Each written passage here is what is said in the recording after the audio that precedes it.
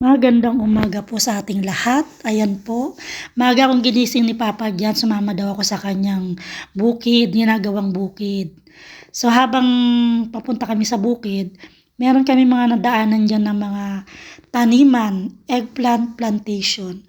Ang ganda-ganda niyang panoorin. Ang dami niyang bunga ang lulusog. Tuwang-tuwa ako sa mga nakikita ko, grabe. Sana sa atin na lang yan para unlimited yung pamimitas ko. Sabik na sabik pa naman ako sa talong. Ayan, kalimutan na natin yung talong at wala naman tayong mapapala sa talong na yan. Ayan, pinapakita ko sa inyo yung mga may tanim na, bali sa mga kalapit namin yan, kalapit bukid. Meron na silang mga tanim. Yung sa amin, ayan, pinagawa pa lang. Malapit na siyang matapos. Napakaswerte ng mga merong may-ari ng lupa na to. Ang laki-laki ang lawak.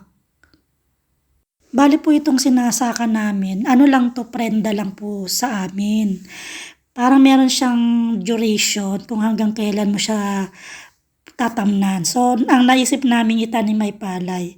Ayan, mga nagmerienda na yung mga aming mga manananim. Konti lang sila kasi nga yung punlang itatanim namin ay konti lang yung na-ready. So, next time, sila pa rin.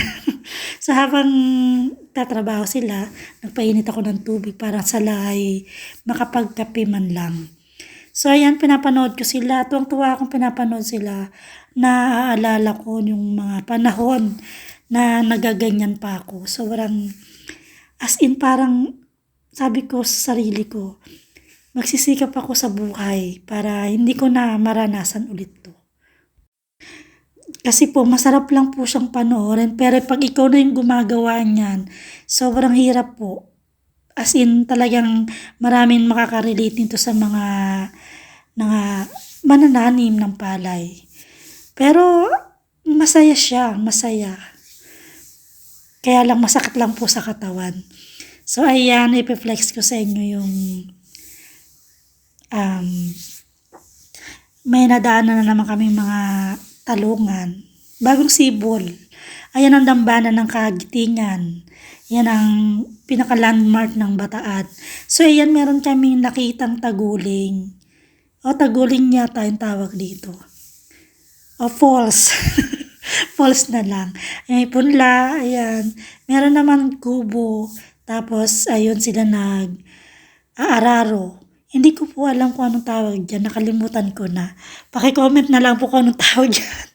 Basta po nag-aararo. Kasi ang sanay ako pag kalabaw yung ginagamit eh. So, ang sarap-sarap ng hangin niya. Nafe-feel ko talaga yung sobrang amoy ng probinsya. Fresh air. Tahimik. So, habang nagpapahinga ako, pinapanood ko sila, binibidyohan para meron ako pang content. Alam nyo ba guys, sa totoo lang, mahirap po maging magsasaka. Kasi unang-una yung panggastos, hindi porket magsasaka ka, wala ka ng gagawing puhunan. Malaki po yung puhunan ng mga magsasaka.